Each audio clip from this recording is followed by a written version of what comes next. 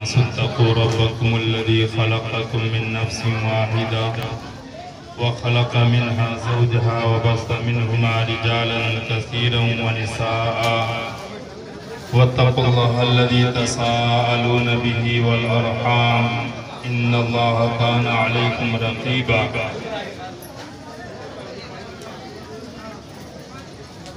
मेरे मुहतरम,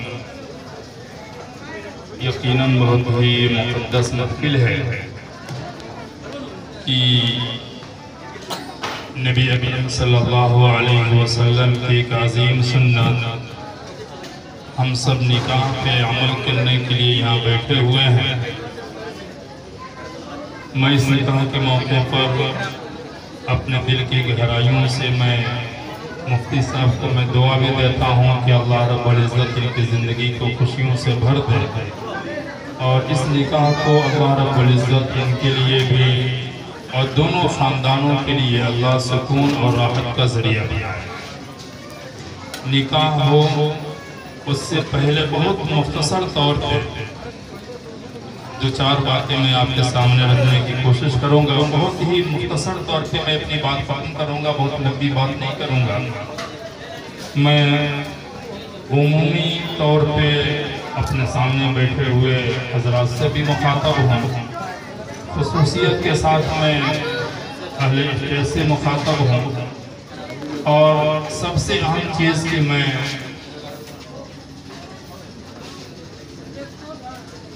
ज़ौजैन से ख़ास तौर से मुफ्ती साहब से मुखातब रहूँगा।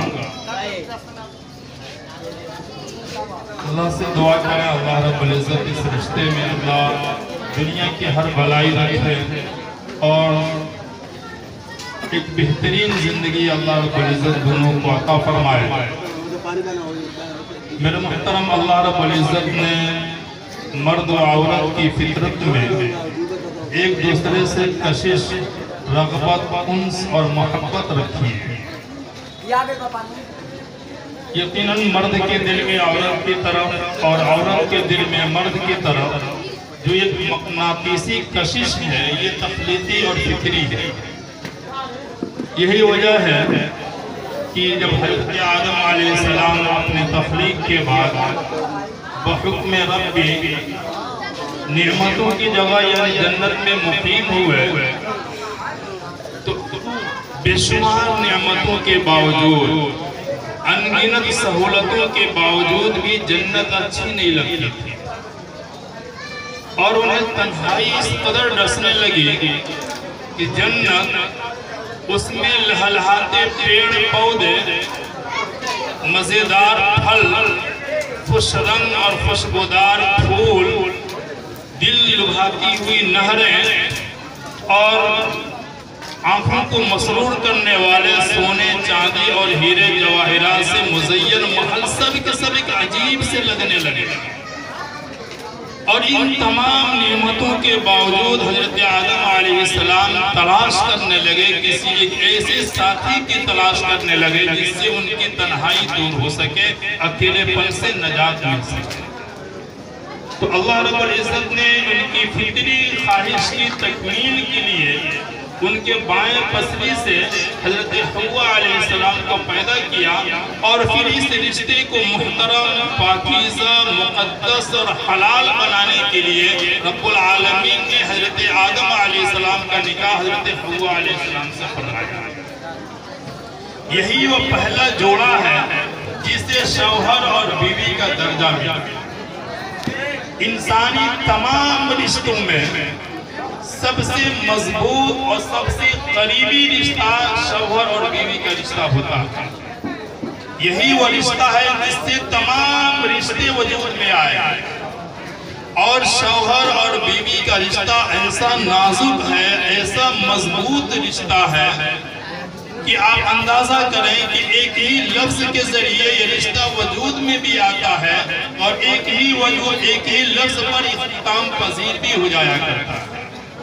इतना नाजुक रिश्ता है कि एक लफ्ज पर ये निकाह हो भी जाता है, रिश्ता कायम भी होता है और एक ही लफ्ज पे ये इख्तिताम को भी पहुंच जाता है। इसलिए ये कोई मामूली चीज नहीं है। इसीलिए नबी करीम सल्लल्लाहु अलैहि वसल्लम ने जब दुल्हे के सामने खुतबा पढ़ा, उस खुतबे के अंदर नबी ने जिस आयत का इंतखाब किया, बस उसका तर्जमा करके मैं अपनी बात खत्म करूंगा, चाहे कि हमें और आपको अपनी जिम्मेदारी का एहसास हो सके। अल्लाह के नबी ने खुतबा पढ़ा, या अय्युहल्लज़ीना आमनु तक़ुल्लाह। मतलब ये कि अल्लाह के पैगम्बर ने निकाह से पहले दुल्हे को समझाया कि जरा संभल जाओ। क्यों? इसलिए कि तुम आज के दिन तकवा कहा जाए, तकवा इख्तियार करो, संभल जाओ।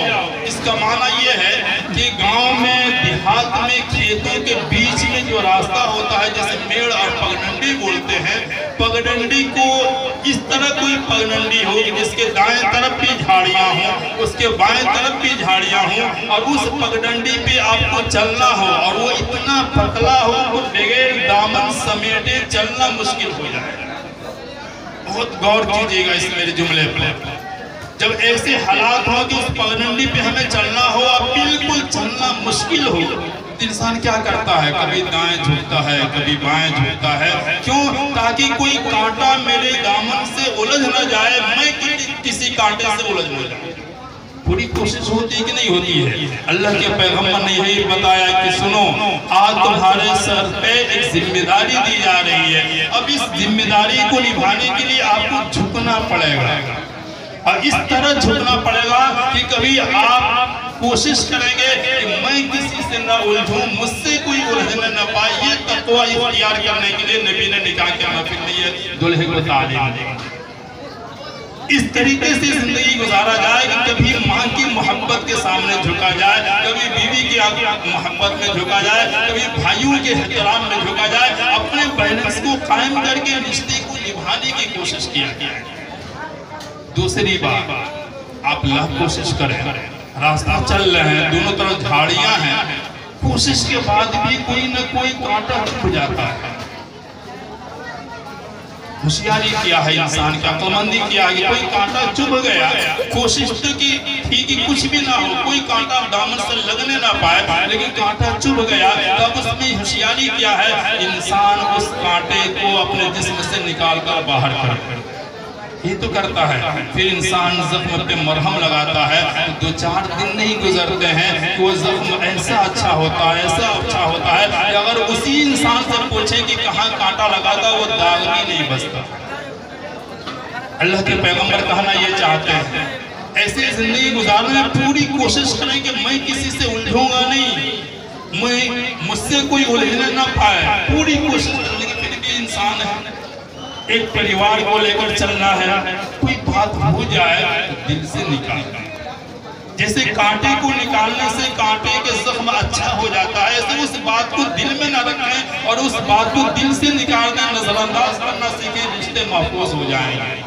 और अगर कोई इंसान कांटा लग जाए, कांटा न निकाले कि मामूली जख्म है, तो आप देखते होंगे कि वही कांटा जो मामूली है वही फोड़ा बनेगा और आगे चल के कैंसर का रूप धार लेगा, इंसान की मौत का सबब भी बन जाएगा। ऐसे ही इस घर को चलाने में हो सकता है मामूली मामूली बातें आएंगी, अगर उस वक्त में अपने दिल से ये बातें न निकाली जाए कि रिश्ता टूटने का सबब और जरिया बन जाता है। इसलिए अल्लाह के नबी मेरे आका मोहम्मद अरबी सल्लल्लाहु अलैहि वसल्लम ने फरमाया कि संभल जाओ, तकवा इख्तियार करो, यानी आपने बचकर जिंदगी गुजारना। उसके बाद भी कोई बात हो जाए तो दिल में न रखना, उस बात को नजरअंदाज करके माफ करना। दूसरी चीज, आगे अल्लाह के नबी सल्लल्लाहु अलैहि वसल्लम ने जिस आयत को पढ़ा उसमें फरमाया, या अय्युहल्लज़ीना आमनु तक़ुल्लाह व क़ूलू क़ौलन सदीदा। इस रिश्ते को चलाने में अल्लाह के पैगंबर ने कहा कि पक्की पक्की और सच्ची बात बोलना। क्यों? इसलिए कि घरेलू जिंदगी में इंसान के बोल ही होते हैं जो घर को तोड़ भी देते हैं, घर को जोड़ भी देते हैं। मीठा बोल होता है तो टूटे हुए दिल जुड़ जाते हैं, और बोल का जो इंसान कड़वा होता है, जुड़े हुए दिल भी टूट जाया करते हैं। इसलिए अल्लाह के नबी मेरे आका मोहम्मद अरबी सल्लल्लाहु अलैहि वसल्लम ने फरमाया कि अब आप आज की बात से आपकी जुबान अच्छी होनी चाहिए। आपको एक मिसाल दूं मैं, बहुत सादी सी मिसाल है कि इंसान को बात करने का सलीका हो तो बड़े से बड़े मसला हल हो जाता है, और अगर सलीका ना हो तो मामूली सी मामूली बात पे झगड़े हो जाया करते हैं। एक किस्सा सुनाऊं मैं आपको।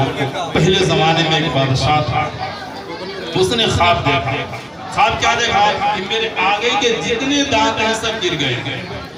उससे बहुत फिक्र थी। हम भी कभी ख्वाब देखते हैं, सपना देखते हैं, दिखा करते हैं कि इसका मतलब क्या हो, ताबीर इसकी क्या हुई। लिहाजा लोगों से, आलिमों से पूछते हैं। उसने भी अपने मुल्क में जितने आलिम थे सबसे कहा कि इसका मतलब क्या हुआ कि मैंने ये ख्वाब देखा कि मेरे आगे के जितने दांत हैं सब गिर चुके हैं। एक आलिम आए और उन्होंने आकर कहा, बादशाह सलामत, इस ख्वाब की ताबीर ये है, मतलब ये है कि आपके सामने आपका पूरा खानदान मर जाएगा। उस जमाने के बादशाह होते थे, उनके मिजाज में कोई बात समझ में नहीं आती थी, फांसी की सजा भी दे देते थे। बादशाह को बहुत गुस्सा है कि मेरे सामने मेरे खानदान की मरने की बात कर रहे हैं। उसने कहा इसे फांसी दे, और कहा किसी अच्छे आलिम को बुलाओ जो अहले इल्म हो, इल्म इंसान, उसे बुलाओ उस ख्वाब की ताबीर बताने की। अब लोगों ने देख लिया कि यहाँ पे ख्वाब की ताबीर पसंद आए तो मौत मिलती हो, कौन आएगा। बहरहाल एक और अहले इल्म थे, आलिम थे, वो आए और उन्होंने आकर कहा, बादशाह सलामत, आपकी ख्वाबीर की ताबीर इतनी अच्छी है कि मैं आपको मुबारकबाद पेश करने आया। बादशाह ने कहा कि इसका मतलब क्या है। तो उन्होंने कहा, इस ख्वाब की ताबीर ये है, इसका मतलब ये है कि अल्लाह आपकी इतनी लंबी उम्र आपको अल्लाह देगा, इतनी लंबी उम्र देगा कि आपके शाही खानदान में सबसे लंबी उम्र अल्लाह आपको दे देगा। बादशाह बहुत खुश हुआ। किसी को लंबी उम्र की दुआ देंगे तो इंसान खुश होता ही नहीं होता है। खुश हुआ और उसे इनाम व इकराम से नवाजा। आप दिल पे हाथ रखकर बताएं कि दोनों कहने वाले एक ही बात कहे थे। कहने का सलीका अलग था, एक को मौत मिल रही है, कोई इनाम मिल रहा है। बस यही बात है कि आप अपनी बात को किस अंदाज में कहते हैं। अल्लाह के नबी मेरे आका मोहम्मद अरबी सल्लल्लाहु अलैहि वसल्लम ने ये समझाया कि सुनो, आज के पहले तुम अपनी जुबान इस्तेमाल करते थे, लोग ये कह छोड़ देते थे कि अभी लड़का है, अभी बच्चा, इसे छोड़ दिया जाए। आज तुम एक जिम्मेदार इंसान बन गए हो, तुम्हारा निकाह हो चुका है, अब तुम्हारी बात का एक वजन होनी चाहिए और तुम्हारी जुबान का असर ये होगा कि तुम्हारी जुबान से निकली हुई बात से कोई खानदान आबाद भी हो सकता है, कोई खानदान बर्बाद हो सकता है। इसलिए आज की बात जुबान का सही इस्तेमाल होना चाहिए। आपकी जुबान से दो खानदान मुतासिर हो सकते हैं, दो जिंदगियां बर्बाद हो सकती हैं। ये अल्लाह के नबी मेरे आका मोहम्मद अरबी सल्लल्लाहु अलैहि वसल्लम ने समझाया। और तीसरी आयत जो अल्लाह के नबी ने पढ़ी इस खुतबे के अंदर, उसका मतलब ये है, अल्लाह के पैगंबर कहते हैं, या अय्युहल्लज़ीना आमनू तक़ुल्लाहा हक़्क़ तुक़ातिह व ला तमूतुन्ना इल्ला व अंतुम मुस्लिमून। इस आयत में अल्लाह के नबी ने बस ये आखिरी बात है मेरी।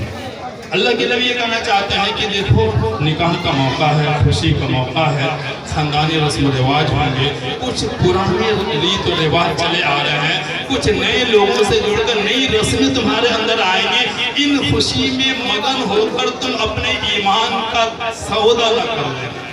होता है ना, हम आमतौर से खुशियों में इतने मस्त हो जाते हैं कि शरीयत का जनाजा निकाल देते हैं। अल्लाह के पैगंबर ने कहा, खुशी में इतना मस्त मत होना कि रस्म रिवाज में खोकर ईमान का सौदा न होने पाए, बल्कि हम उस अंदाज में खुशी मनाएं जो नबी करीम सल्लल्लाहु अलैहि वसल्लम ने हमें समझाया है। ये निकाह का अहम पैगाम था जो मैंने सोचा आपके सामने रख दूं, फिर इंशाल्लाह निकाह कर दिया।